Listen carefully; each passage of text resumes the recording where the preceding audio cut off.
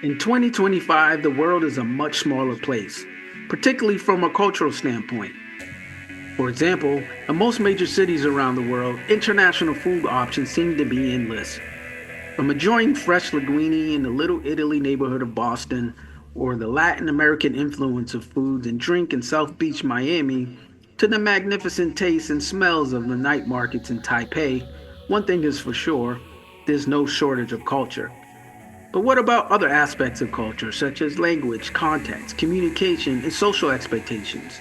How do these cultural nuances apply while abroad in the context of living or visiting these native countries? In this video, we'll explore cultural perspectives and distinctions learned and developed during 686 Building Cross Cultural Competencies, a travel course at Chapman University to Taiwan and Japan, covering cultural details not only in social context, but also as it pertains to business, community, and society as a whole. Let's start with Tokyo, Japan. Tokyo is a metropolitan juggernaut boasting a population of 37 million people condensed into cityscape and bright urban terrain. Tokyo is a city island surrounded by the Pacific Ocean, making it an ideal hub spot for fishermen and local businesses producing trade and commerce, provided that you speak the local language. At triple the size of California, 99% of the people who reside in Japan speak the local language. In fact, 97% of population in Japan is Japanese, making it primarily a trade market consisting of Japanese-owned companies, products, and services. But don't for a minute think Japan is all about business. In fact, socialization, eating, and drinking with colleagues is a key component to Japanese business culture and expectations. Japan is not an all-work, no-fun country, and work-life balance is encouraged on all levels. As demonstrated in our visit to Panasonic, where the CEO of the ITS division stated that even as of 2025, close to 30% of his division's workforce is remote. This is a sharp contrast to U.S. businesses who are adamant about workers returning to the office post-COVID-19. Furthermore, Japanese companies support longevity of their workers, fair wages, and lifetime employment, encouraging people to spend more to increase consumption in the local economy.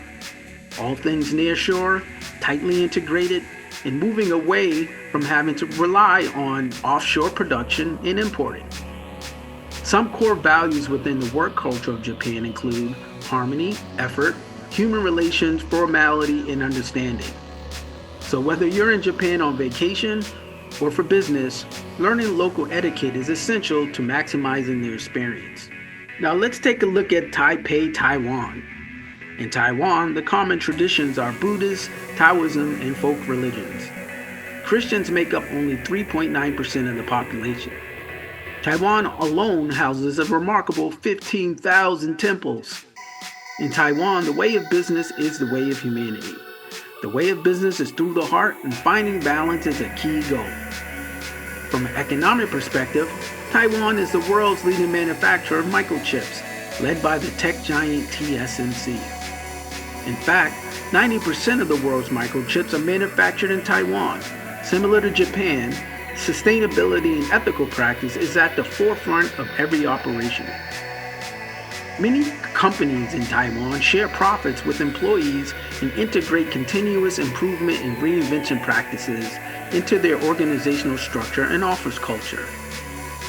A visit to Nike's Enterprise Material office in Taipei exemplified the mindfulness and acceptance of Western culture, where the managing partner of materials was a hometown Orange County native who worked his way up the supply chain management system in Nike to lead the offshore office in Taiwan. In conclusion, through this course, I was able to foster a deeper meaning and understanding of the economies, cultures, and business environments of both Taiwan and Japan.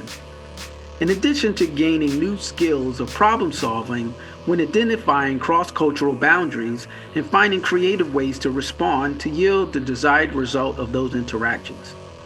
And finally, gathering many other research-based and real-world experiences that you would have to just visit these countries to enjoy.